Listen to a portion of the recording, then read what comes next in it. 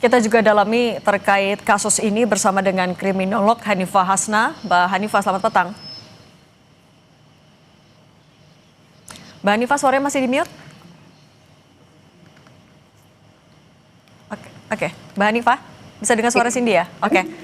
Mbak Hanifah, ini kan ada dugaan ya keracunan. Kemudian korban meninggal dunia ditemukan di ruangan berbeda dan korban selamat masih sempat meminta tolong. Kalau dari beberapa temuan ini, Anda melihat ada indikasi tindak pidana atau kemungkinan lain? Iya, baik. Kalau kita melihat tindak pidana atau tidak, itu perlu pembuktian lagi dari pihak kepolisian. Karena bagaimanapun juga kita harus melihat timelinenya seperti apa, siapa yang ditemukan di mana gitu ya. Dari situ kita bisa melihat racun apa yang atau sesuatu yang sudah dikonsumsi itu seberat apa sehingga menimbulkan kematian.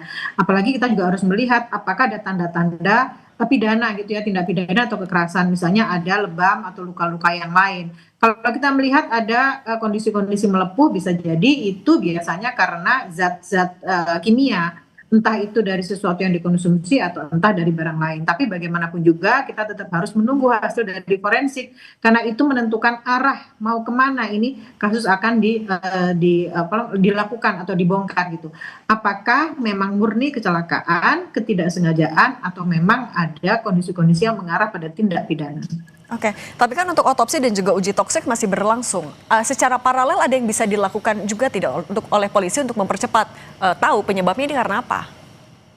Iya, baik. Yang pertama tadi itu kita tetap harus melihat apakah hasil dari selama 3 hari ini menunjukkan ada kondisi-kondisi tertentu terkait dengan yang dikonsumsi oleh korban.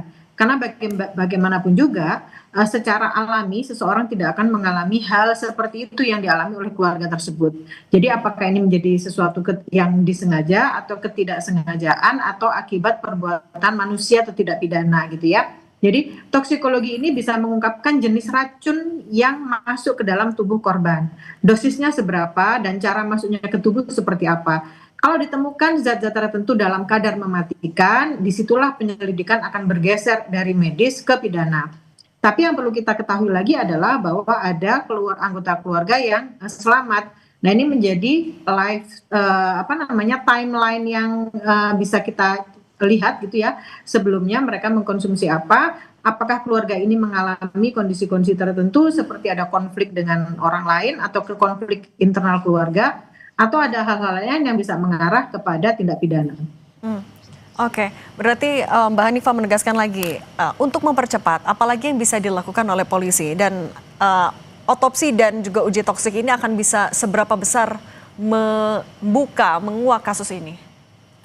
Ya, karena ini adalah zat yang masuk ke dalam tubuh, berarti memang kita harus menunggu dari pihak kepolisian dan forensik ini mengungkap apa yang terkandung di dalam tubuh korban. Selain itu, jadi uji secara sosial. Jadi anggota keluarga yang masih selamat itu yang yang seharusnya ditanya gitu ya, apa yang terjadi dalam keluarganya. Karena bagaimanapun juga sebuah kejadian itu tidak bisa berdiri sendiri. Pasti ada faktor-faktor lain yang membuat ini terjadi, baik secara medis maupun secara sosial. Ini harus dilakukan oleh pihak kepolisian. Oke, Mbak Hanifah Hasna, kriminolog, terima kasih sudah berbagi bersama kami. Saya selalu Mbak Hanifah. Terima kasih Mbak Cindy.